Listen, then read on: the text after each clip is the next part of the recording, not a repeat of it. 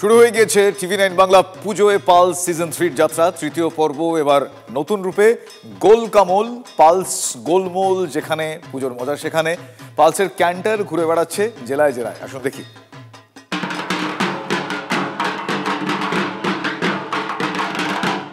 আবার ফিরে এলো পুজোর পালস। গত 2 পর্বের অভূতপূর্ব সাফল্যকে সঙ্গী করে বহু প্রতীক্ষিত সিজন 3 একবারে নতুন চেহারায়।